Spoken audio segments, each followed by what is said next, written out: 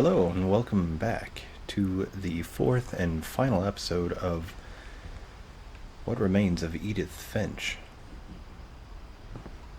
We're just finishing up in our brother's room with his story.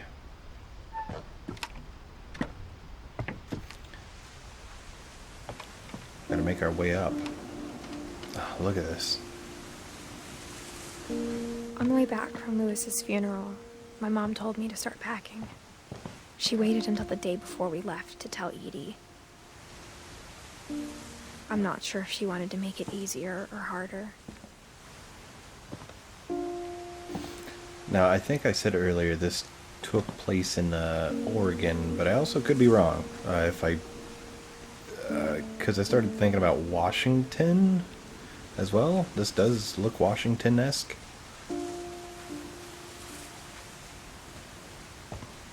Oh, interact. Whoop. I wish we'd stayed. But I understand why we left.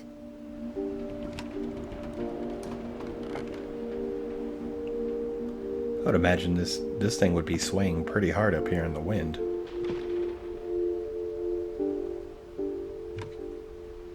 That's a lot of packing peanuts. Jeez. So this must have been... My mom ended up leaving everything behind. Mom's room, yeah. Got some old pictures. Happy 90th birthday for Edie. Just looking around. Disaster relief. Oh, this was your dad's. Sanjay. To teach and to learn. 7 ways to create a fulfilling classroom. So your mom tried her hand at writing, huh?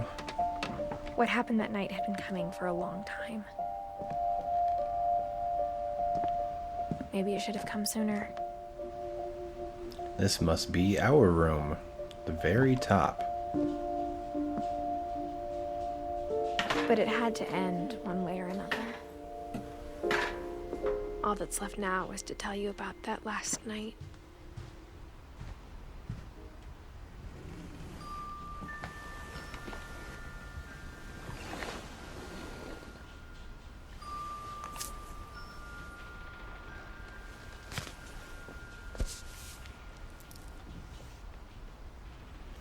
And open. That whole last day, Edie just watched us pack and didn't say a word. Until supper, when she raised her glass and said, "To our final night together, and all our final nights apart." Grandma, you know what I said about alcohol. Some of your medications are very Edith, specific. I left a present for you in the hallway. Why don't you go open it? The grown-ups have to argue now. I'm sorry, you're right. We're all leaving tomorrow. Let's just enjoy our last... I'm not leaving. Edith, you're excused. Okay. Stubborn. She said she left us a present, the huh? power had been shut off that morning, but Edie always had plenty of candles. When my mom sealed the library, I don't think she knew about the other entrance. Or that Edie had a key to it.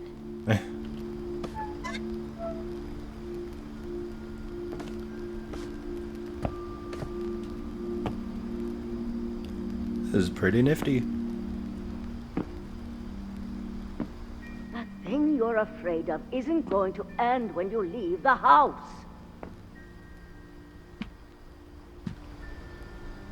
Edith has a right to know these stories. My children are dead because of your stories. I think it's best if Edith and I leave tonight. I don't think that would really change anything. We'll have the nursing home send a van for you in the morning. Okay?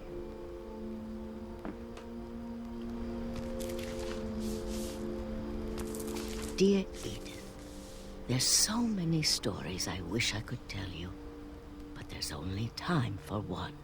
This is about what happened on the night you were born.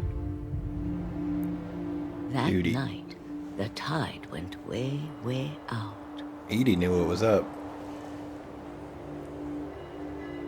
She was a realist to where your mom was trying to run away from it. It was the first and last time I ever saw the old house aground. There'd been an earthquake out in the middle of the ocean. They called it the lowest tide in 1,000 years. God, it smelled awful. I bet. No, I've seen that house every day of my life.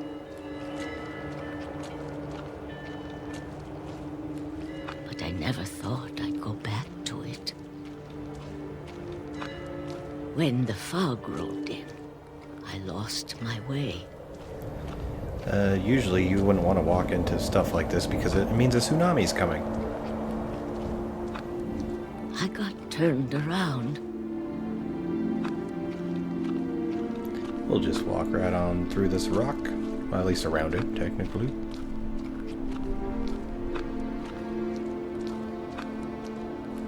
For a while, I wandered. I started seeing things.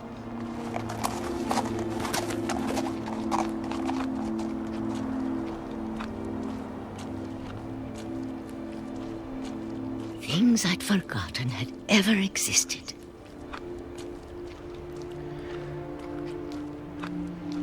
But when I saw them, they felt like old friends.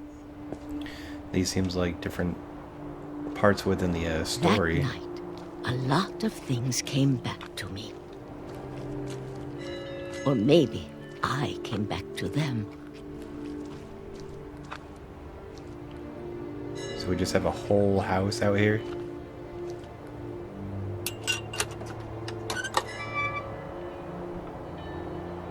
Things I can't explain, but that I need you to try and... Edith, what are you doing in here?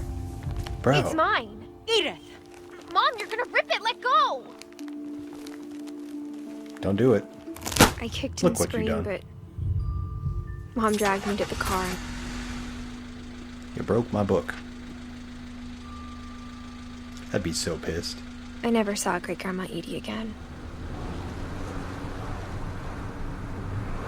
Grandma. The next morning, the van came to pick her up, but she was already gone.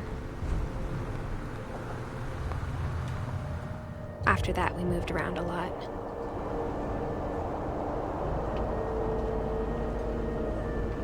Yeah, I used to do this all the time.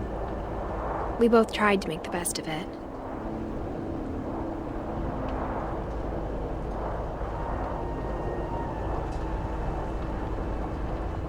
A few years went by.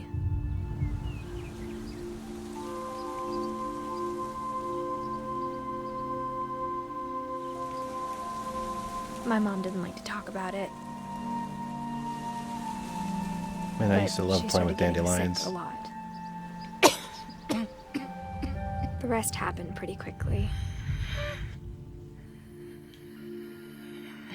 She got better for a while, and then she didn't.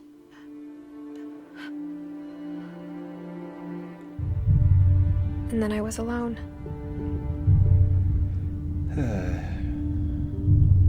The last Finch left alive.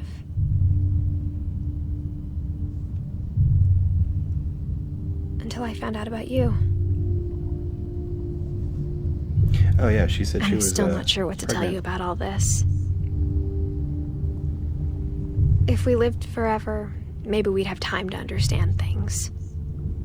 But as it is, I think the best we can do is try to open our eyes. And appreciate how strange and brief all of this is. This journal was supposed to be for you. But now I hope you'll never see it. I just want to meet you and tell you all these stories myself. But I guess if you're reading this now, things didn't work out that way.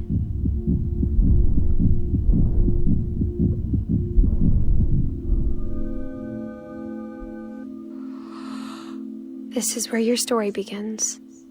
I'm sorry I won't be there to see it. It's a lot to ask, but I don't want you to be sad that I'm gone.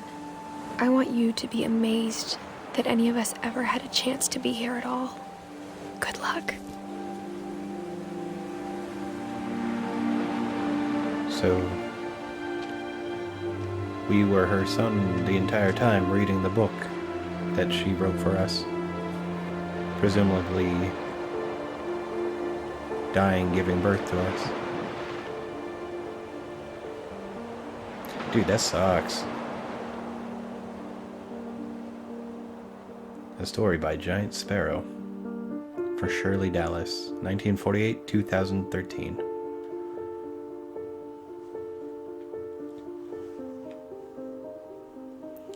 I am just going to leave these credits running until the end.